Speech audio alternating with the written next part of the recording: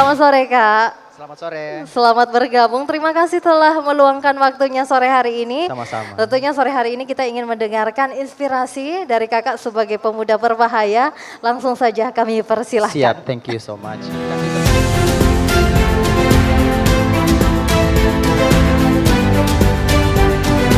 Young entrepreneur ini adalah salah satu dari pemuda berbahaya.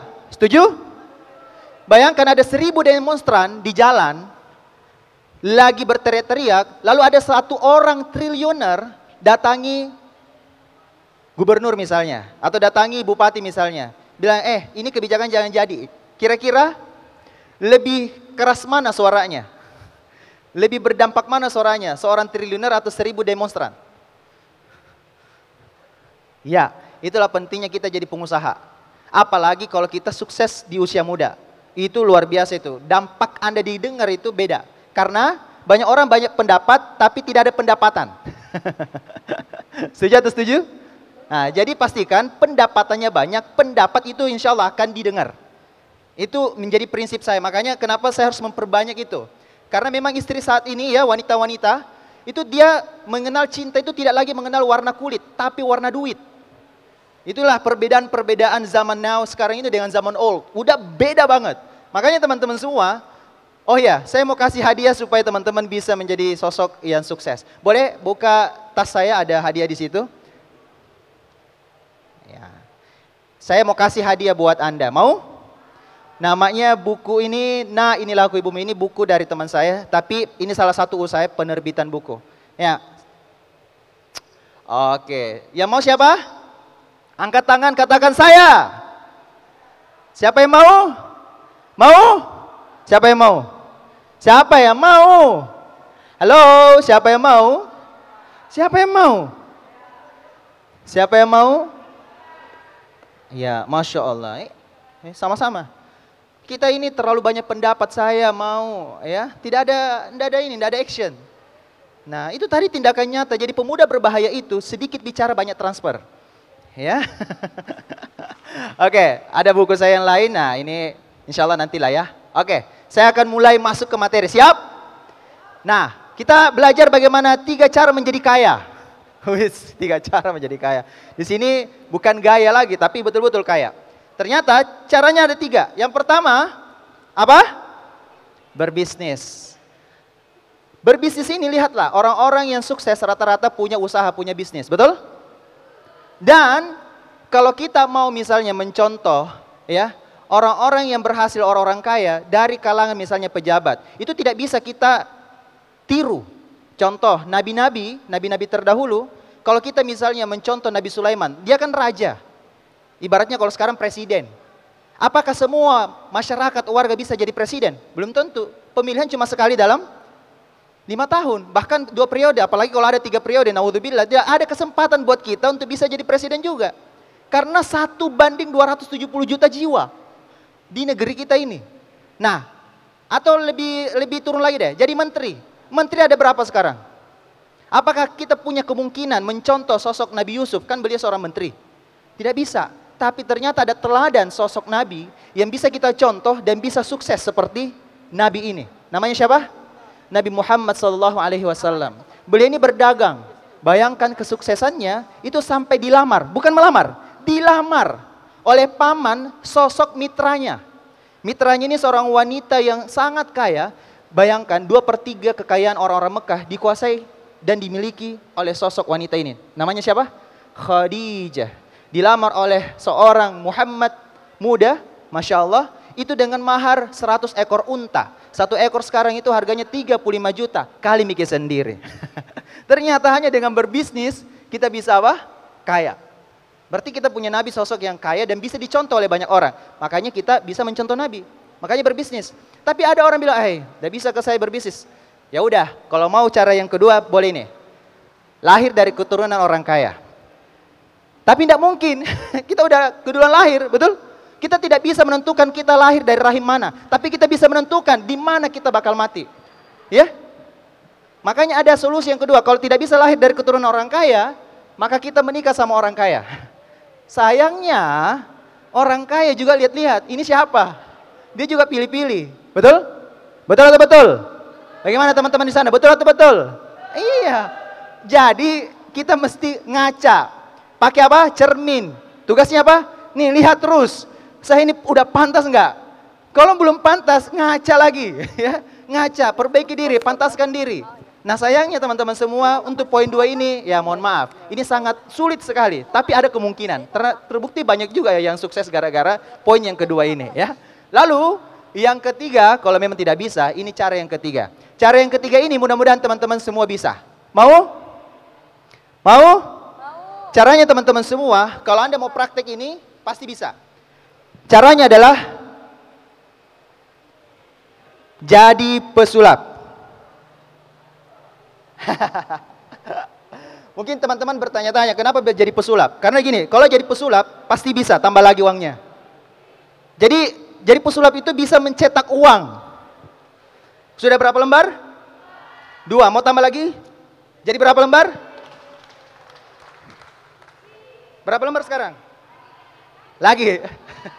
Mau? Bagi, bukan lagi. Mari kita hitung ya, berapa yang dihasilkan pesulap dalam waktu hanya beberapa detik saja. Tidak cukup 1 menit. 1, 2, 3, 4, 5, 6. 600.000 dalam waktu hanya sekitar 20 detik. Artinya teman-teman semua, kalau Anda belum bisa menghasilkan uang ya, di tempat Anda sekarang berarti Anda salah berpikir hari ini. Jadi teman-teman semua, hari ini jadi pesulap itu adalah makna lain dari apa? Menjadi kreator. Anda mesti punya karya. Ya, lihat Kanda Rijal, lihat tadi Sarifahana, ya. Lihat pemateri-pemateri berikutnya nanti, ada Shirley. Mereka ini punya karya, makanya jangan heran uang yang datangi dia. Bukan dia mendatangi uang, tapi uang yang datangi dia. Karena karya Anda ini akan dibeli mahal oleh orang lain. Mau atau mau? Jadi berkaryalah. Ya. Jadi teman-teman semua 3 cara ini insya Allah. Tapi masalahnya berbisnis ini akan menjadi solusi awal untuk Anda. Ya. Karena jujur, ketika saya sudah punya usaha dan berhasil, saya dengan gampang untuk bisa mengakuisisi banyak hal. Kalau mau beli alat sulap, gampang belinya. Tapi dulu kere. Dulu kere, waduh bagaimana caranya ya? Ya pakaian juga nggak apa-apa, ya akhirnya apa kita berbisnis, akhirnya punya modal dari situ. Nah dari sini teman-teman semua, tips lainnya adalah, tapi sebelumnya ada banyak sekali pantangan-pantangan orang-orang mau berbisnis. Ada kurang lebih lah 3 pantangan yang saya lihat di lapangan. Mungkin teman-teman juga merasakannya. Ada berapa? 3. Apa saja pantangannya? Yang pertama, tidak punya. Siapa di sini yang pantangannya ini? Kenapa akhirnya tidak berbisnis? Betulkah berbisnis itu mesti pakai modal?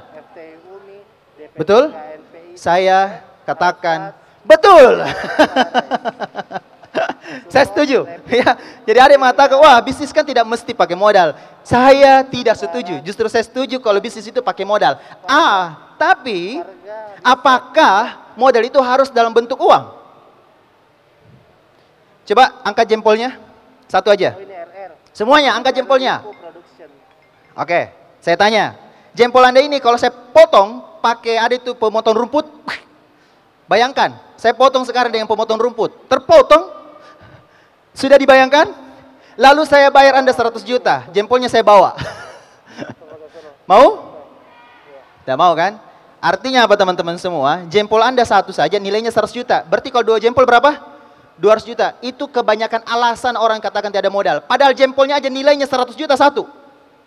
Di luar sana banyak yang jual ginjalnya. Menjual anggota tubuhnya. Artinya apa? Jangan katakan tidak ada modal, padahal Anda punya modal. Betul? Cek jempol Anda tadi. Nah sekarang ini ada sebuah era, hanya dengan jempol kita bisa menghasilkan uang. Ya, sekarang gadget Anda coba cek. Apa yang Anda lakukan dengan jempol Anda? Apakah nulis status curhat atau status jualan? Tapi ada cara bagaimana kita curhat tapi dapatnya duit. Ada. Itu namanya curhat tentang jualan. Ada polanya, itu ada caranya juga. Nah, banyak orang beralasan tidak punya modal. Jadi sekarang tidak ada alasan lagi untuk pantangan pertama. Pantangan kedua, takut rugi dan takut miskin. Siapa yang merasakan ini? Takut rugi, emang udah pernah untung? Takut miskin, emang udah kaya? Kenapa takut rugi? Justru karena Anda belum kaya, udah sekalian aja. Betul? Karena belum untung, ya udah sekalian aja. Karena kan lagi kondisi, lagi kere. Udah tahu kere, ya mempertahankan gengsi pula. Ya. Lalu pantang ketiga, tidak bakat. Ini bukan ajang pencarian bakat itu bisnis. Bisnis itu bukan ajang pencarian bakat. Yang penting ada kemauan, mau kerja keras, mau belajar, pasti bisa. Itu aja kuncinya. Nah, terus pantangan-pantangan ini, lalu berikutnya, kalau ingin sampai sebuah tujuan, maka tentukan dulu why-nya. Why itu ibaratnya, ada pepatah orang-orang dahulu, ya, yakni orang-orang tua kita, kalau Anda sebelum Anda jalan, Anda harus sampai dulu. Itu kata-kata yang sangat luar biasa. Jadi kalau sebelum kita jalan, saya waktu berangkat dari Makassar ke sini, itu saya membayangkan bagaimana acara ini di sini. Saya sudah sampai di gedung ini. Saya sudah membayangkan, alhamdulillah sampai. Jadi sebelum Anda sampai ke sebuah tujuan, Anda bayangkan dulu Anda sudah sampai. Anda mau haji, mau umroh, ya, mau beli apa? Ya, mau beli ini, mau beli rumah dan sebagainya. Bayangkan dulu. Start from why. Apa alasan Anda untuk mencapai sebuah impian tersebut? Start from why. Contoh misalnya, Anda mau umrohkan orang tua atau menghajikan mereka. Siapa yang mau umrohkan orang tuanya? Siapa yang mau menghajikan orang tuanya? Jujur dulu cuma cita-cita. Alhamdulillah, tahun 2019 itu saya sudah daftarkan kedua mertua saya dan orang tua saya, alhamdulillah. Saya sudah daftarkan mereka dan istri saya juga, asik ya. Jadi saya berlima itu sudah daftar umroh, tapi karena pandemi ditunda. Betul-betul ya pandemi itu ya, asli. Tapi tidak apa-apa, tapi start from why. Dulu ini cuma angan-angan. Enaknya ya kalau saya bawa mertuaku pergi di depan Ka'bah. Enaknya ya Allah, kalau saya bisa bawa orang tuaku di depan Ka'bah. Coba bayangkan, kalau Anda bawa itu, sama-sama di dalam pesawat, turun, baru Anda kemana? Ke Masjidil Haram. Anda bawa jalan yang ke Madinah, yang dimana pahalanya luar biasa banyaknya. Dan ketika kita ke sana, itu akan menghapus dosa-dosa yang lalu. Masya Allah, coba bayangkan itu. Itu untuk orang tua Anda, mungkin bukan untuk Anda. Lalu teman-teman semua, apa lagi why-nya? Misal, kumpulkan uang panai. Laki-laki nih ya, ini tantangannya buat orang Sulawesi. Kalau Anda menikah misalnya sama orang, mohon maaf ya, di Jawa itu memang murah. Karena tidak perlu pakai uang panai, yang penting mahar. Nikah jadi, selesai. Karena di sana itu yang penting sah, bukan wah. Kita di sini, wah. Yang penting wah. Itu yang dicari mereka. Ya, jadi para gadis Pinrang ya, para gadis Sulawesi, mahal gitu memang. Nah, itu yang kedua. Lalu yang ketiga, apa impian Anda? Anda yang tentukan sendiri. Tuliskan, lalu tempelkan. Cuma dua. Tuliskan, lalu tempelkan. Tempel di mana? Di samping lemari di kamar Anda. Tempelkan. Lalu setiap Anda selesai mandi, baca lagi. Sebelum Anda tidur, baca lagi.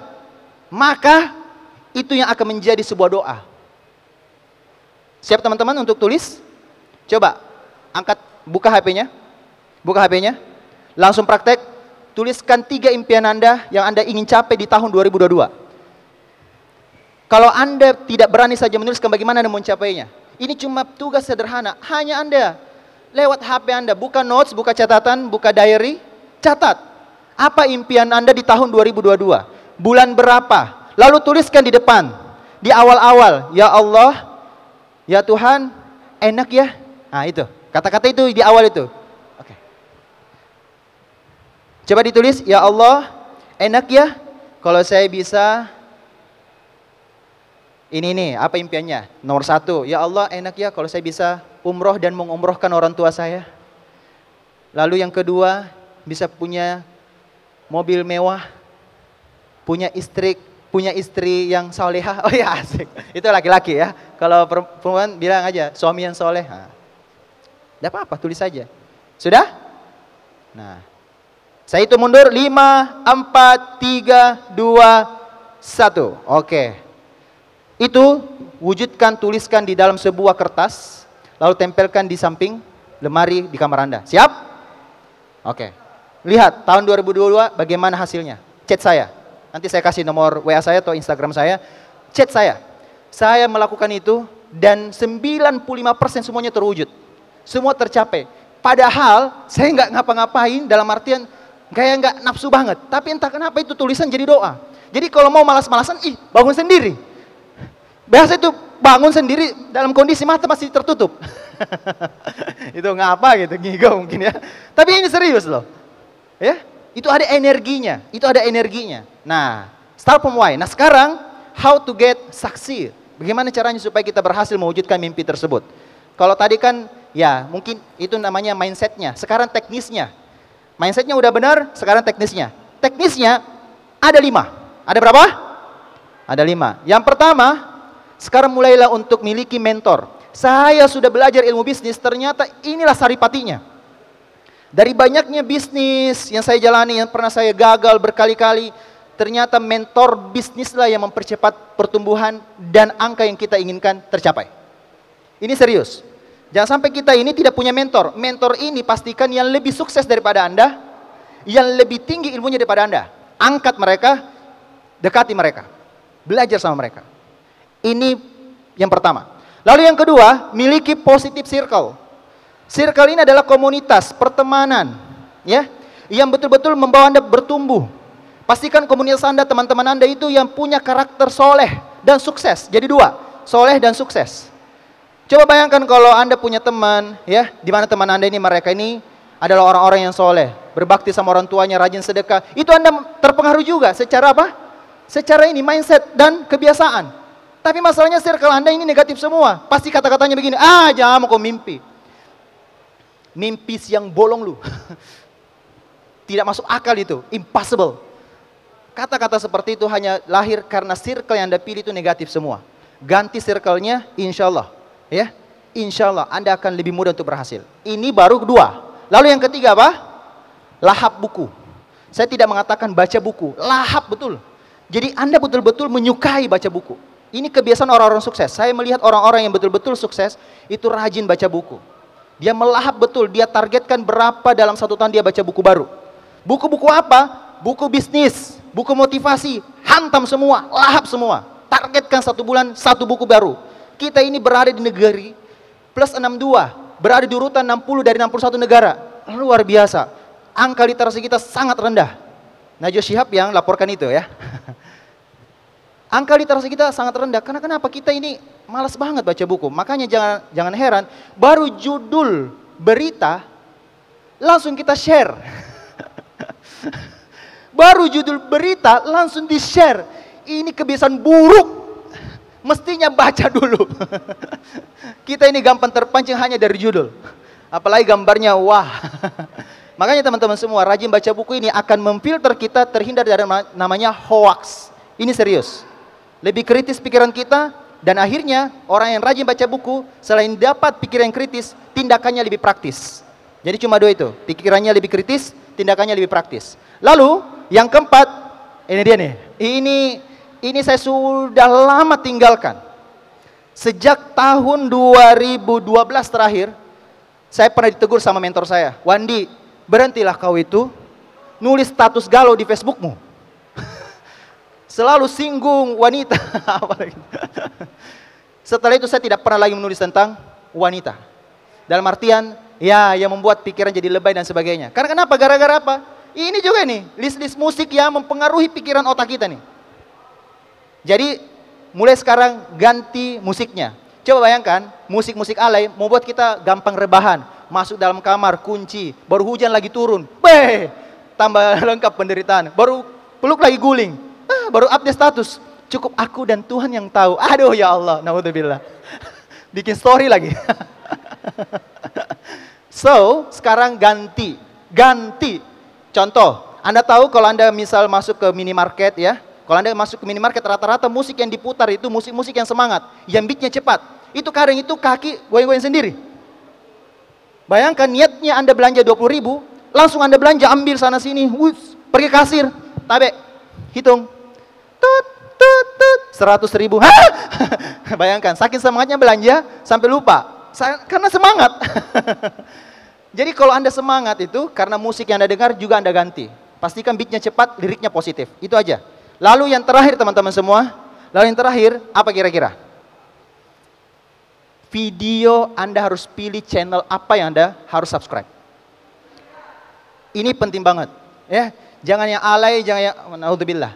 Kalau mau ini yang paling utama, bagaimana Anda follow, subscribe video-video yang betul-betul membangkitkan dan menambah ya pertumbuhan ilmu bisnis Anda. Kanda Rijal ini luar biasa, kalau Anda subscribe itu video-videonya betul-betul meningkatkan kita punya apa? Semangat, Pak. Ya, dan masih banyak lagi channel-channel yang harus Anda pilih. Hindari channel-channel yang hanya membuang-buang waktu Anda. Kalau memang Anda mau sukses, pastikan Anda pilih filter channel-channel yang positif. Salah satunya apa? Ah, ini dia. Subscribe channel saya. Jadi ini adalah 5 cara how to get succeed. Ya, bagaimana caranya kita berhasil. Siap teman-teman semua? Coba saya mau uji. Orang yang paling semangat berdiri tempat duduknya akan saya kasih hadiah. Kalau saya tanya apa kabar, ya, semua angkat tangannya lalu berdiri, katakan sukses dahsyat. Siap? Apa kabar? Itu baru begitu loyo mi. Semuanya berdiri tempat duduknya, lalu katakan sukses dahsyat. Jadi angkat baru dahsyat. Siap? Apa kabar? Nah, gitu dong. Saya akan pilih yang paling semangat berdiri dan paling keras suaranya. Are you ready? Are you ready? Apa kabar? Oh, semangatnya nih, Bang. Sini Ki, masih di sini Kanda. Masya Allah. Ini dari tadi di kuliah ini. Tak begini-begini minta deh. Tabe, ini untuk kita semoga sukses. Ya, oke. Buku itu, Nah Inilah Aku Ibumu, itu bisa membuat Anda nangis-nangis walaupun Anda laki-laki jantan. Karena laki-laki sejati itu gampang nangis di malam hari. Tapi dalam kesendirian tanpa ada siapapun di dalam rumahnya. Serius ini ya. Saya mau tampilkan sebuah video ini, masuk nggak suaranya? Oke, mungkin waktu bagaimana? Nggak apa-apa? Oke, boleh masukkan suaranya ini? Teman-teman semua, saya pengen putarkan video, tapi ini kayaknya jangan direkam, nanti kena copyright. Ini jangan direkam, kena copyright ya. Saya kasih tau memang begini tuh, karena kan ini kegiatannya luar biasa. Oke. Sudah? Masukkan suaranya? Panitia? Bisa? Oh nggak bisa ya? Oh ya, mohon maaf, tidak bisa katanya. Nggak apa-apa. Ya udah, kita tutup saja ya acara kita. Teman-teman semua, kita bisa diskusi atau tanya jawab. Kita undang lagi, kembalikan ke MC kita. Oke. Luar biasa materinya, luar biasa, memberi inspirasi Kak. Khususnya untuk saya pribadi. Ya. Bagaimana menjadi seorang pemuda-pemudi berbahaya yang sukses. Yes. Bagaimana menjadi entrepreneur, silakan duduk Kak. Alfiah Kak. Oke, salam kenal Alfiah, Masya Allah. Halo Kak Sarwandi. Halo. Saya panggilnya apa Kak? Kak Sarwandi, Kak Eka, atau Kak siapa nih? Bagusnya dipanggil makan. Bisa Tonji nanti Kak Sarwandi boleh. Rijal. Oh iya. Yeah. Kak Sarwandi, ada banyak sekali tips-tips untuk menjadi orang sukses tadi. Kemudian ada juga tips-tips menjadi seorang entrepreneur. Yeah. Oke, nah tadi saya tertarik dari apa yang kakak sampaikan. Saya sedikit menyimpulkan bahwa seseorang yang menjadi entrepreneur itu bisa dibilang salah satu pekerjaan yang mulia gitu ya Kak ya. Betul. Kalau pandangan Kak Sarwandi, kenapa sih entrepreneur itu menjadi salah satu Kenapa pekerjaan mulia? yang mulia? Ya. Ada 3 profesi meninggal dunia dan sudah bangkit di padang mahsyar. Pertama ada dokter, ustadz, sama dosen. Ini ustadz ngaji, guru ngaji, dan dosen. Dia ini semua sedang dihisap. Dan dia pengen ngantri dulu masuk surga. Dan ini semua, saya masuk surga. Kenapa? Wah, saya ngajar ini umat. Ini guru ngaji bilang begini. Terus saya bilang dokter, oh tidak, saya banyak menolong orang sakit, akhirnya sembuh. Lalu yang ketiga mengatakan, wah tidak, saya ini yang ngajar anak-anak mahasiswa sehingga semua kritis dan jago semua itu bicara. Semuanya mengaku bahwa dia yang harus masuk surga duluan. Tiba-tiba ada pengusaha lewat. Semuanya langsung tertunduk. Beliau tuh yang duluan masuk surga. Kenapa? Bayangkan itu tempatku mengajar. Di kampus dia yang bikin. Lalu dokternya bilang, iya toh betul, pengusahanya masuk duluan ke surga. Kenapa? Dia yang bangun rumah sakit, ya tempat saya kerja. Lalu guru ngaji bilang, iya betul, masjidnya ya tempat saya ngajar itu beliau yang bikin. Masya Allah, bayangkan jadi pengusaha tidak bisa didahului oleh profesi-profesi lain. Luar biasa. Jadi memang atasannya guru, atasannya dokter, entrepreneur. Jadi kalau mau tanya ke teman-teman supaya mereka punya mindset yang tepat, Ya. contoh Alifah, Alfia, Kak. Alfia. Kalau saya tanya, pengen jadi dokter atau pemilik rumah sakit? Pemilik rumah sakit dong. Yang punya Kak Di. Iya, yang gaji atau digaji? Yang menggaji atau Yang digaji? menggaji. Yang menggaji. Harus punya pola pikir sebagai pemimpin, bukan Yes. sebagai karyawan ya Kak ya. Jadi ceritanya gini, tangan di atas atau tangan di bawah? Atas dong. Yes, that's it. Baik. Itu aja prinsip. Oh iya ya. Dan pola pikir seperti itulah yang harus diubah perlahan dari anak-anak muda gitu ya Kak. Seharusnya sejak dini. Iya, karena kan dulu anak muda itu selalu nanti kalau sudah kau lulus kuliah harus kau jadi karyawan di sini, harus kau jadi PNS dan seterusnya Nyari gitu ya. itu. Iya itulah, pokoknya harus diubah gitu ya Kak mulai sekarang. Bagaimana kita nanti bisa justru membangun sebuah tempat yang merekrut karyawan, bukan menjadi karyawan mungkin begitu ya Kak. Seperti pekerjaan Nabi. Jadi kemarin itu ada satu kejadian, saya diundang untuk menjual produk bimbel CPNS. Oke, baik. Iya. Laris Kak Di. Iya, saya waktu itu menjualnya dan laris manis. Kalau orang mau jadi PNS lumba-lumba mentong, Ki, saya waktu itu menjual kurang lebih ada berapa ratus paket. Dan itu satu paket itu harganya hampir 1 juta. Jadi kalau 200 paket aja berapa dalam sehari? Luar biasa. Iya, dalam sehari closing itu banyak sekali. Dalam hatiku mending jualan saja ini bimbelnya daripada jadi PNS ya. Lebih banyak malah ya yang saya- buka ya Allah. bimbelnya daripada PNS ya Kak. Itu yang saya heran, kenapa ini orang pengen mau jadi PNS. Sedangkan saya di belakang layar jual produknya.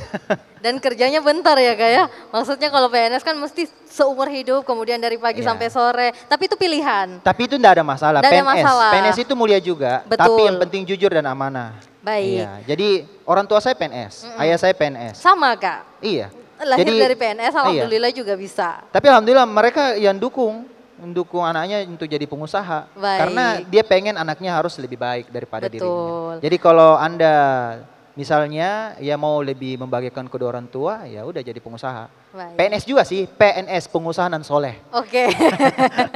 Nah tadi kalau dari tips-tips yang Kak Sarawan disampaikan, ada salah satu poin katanya carilah mentor yang jauh lebih sukses. Nah kalau Kak Sarawandi sendiri, beberapa mentor mungkin dari kelas nasional yang Kak Sarawandi idolakan hingga hari ini tuh siapa saja sih? Oke, kalau saya rekomendasikan itu ada banyak nama. Hanya kalau pengen lebih akrab, cari yang dekat di kota Anda tempat tinggalnya. Supaya Anda bisa datang ke rumahnya, bisa langsung konsultasi. Kadang kalau lewat telepon atau chat agak jauh, kadang tidak bisa melihat kondisi kita. Tapi kalau Anda mau belajar dari tokoh-tokoh nasional, saya akan sebutkan nama-namanya sekitar ada 2 aja. Mudah-mudahan teman-teman bisa dapat. Ya, coba cek aja di Instagram atau di Facebook nama Fitra Jaya Saleh. Yang kedua Dewa Eka Prayoga. 2 orang ini Masya Allah ya, saya akrab sama kedua orang ini, tapi lebih akrab sekarang ini dengan Coach Fitra Jaya Saleh. Saya itu cuma satu jawaban dari pertanyaan saya yang beliau jawab, itu mengubah omset saya itu sampai angka miliaran. Satu pertanyaan dijawab oleh beliau. 2019 waktu itu lagi stuck omset bisnis saya.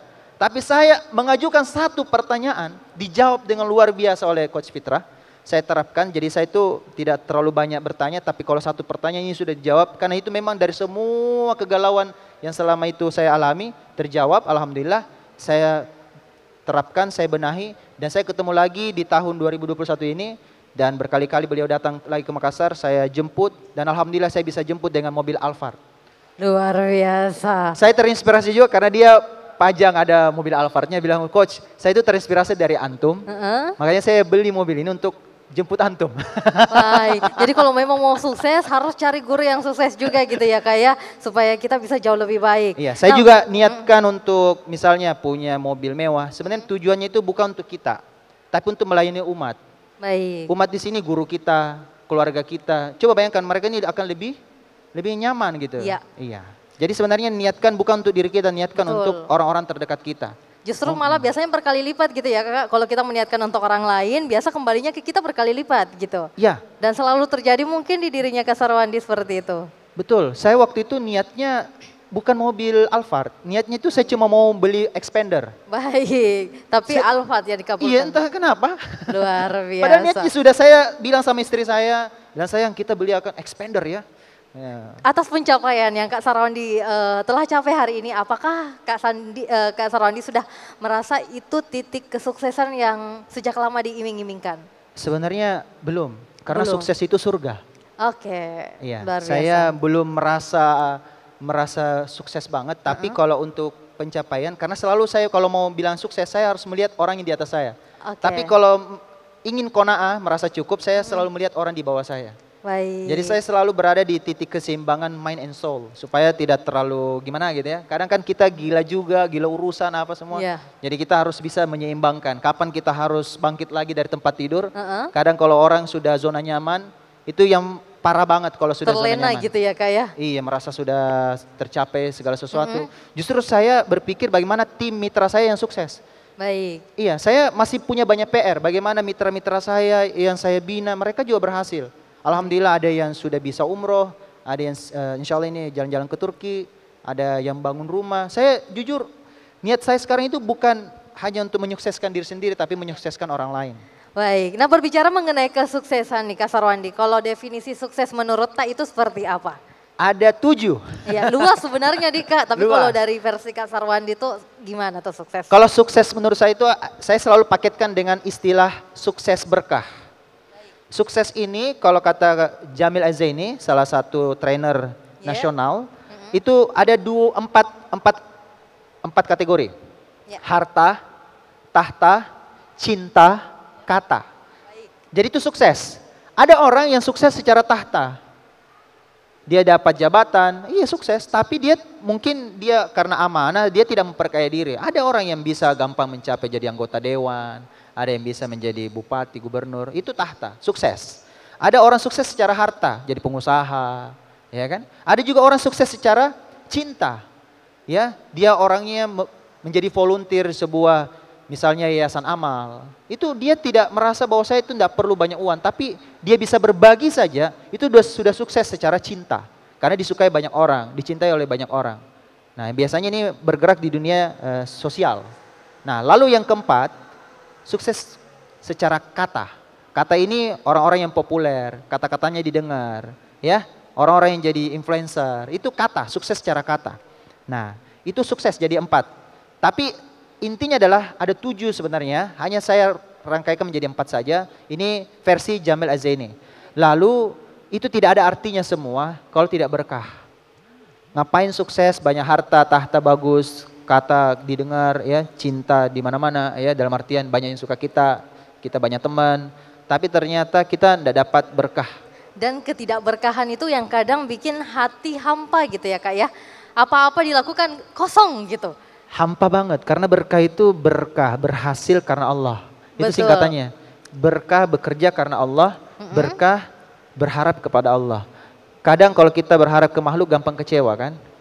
Mestinya kita balik, berharapnya hanya kepada Allah. Karena dia bagian dari salah satu iman, cabang keimanan. Jadi roja. Baik. Roja ini artinya harapan. Harapan hanya kepada Allah. Jangan sampai kita taruhkan kepada suami, taruhkan pada pacar. Aduh, mau Harus datang, betul-betul suruh datang lamar. menyerahkan. Aduh ini misalnya kita, kenapa terlalu diharapkan orang itu gitu loh. Betul. Pantasan banyak kecewa. Karena terlalu menggantungkan ke manusia. Yes. Salah satu yang saya ambil dari Kak Sarwandi bagaimana kita betul-betul berserah kepada Tuhan. Bagaimana segala sesuatu itu kita orientasinya ke keberkahan gitu ya Kak. Karena orientasi sukses itu terlalu luas. Jadi harus orientasinya ke keberkahan. Terima kasih banyak Kak. Sama-sama. Inspirasinya untuk adik-adik tak terkecuali saya pribadi betul-betul mendapatkan inspirasi dari Kak Sarwandi. Alhamdulillah.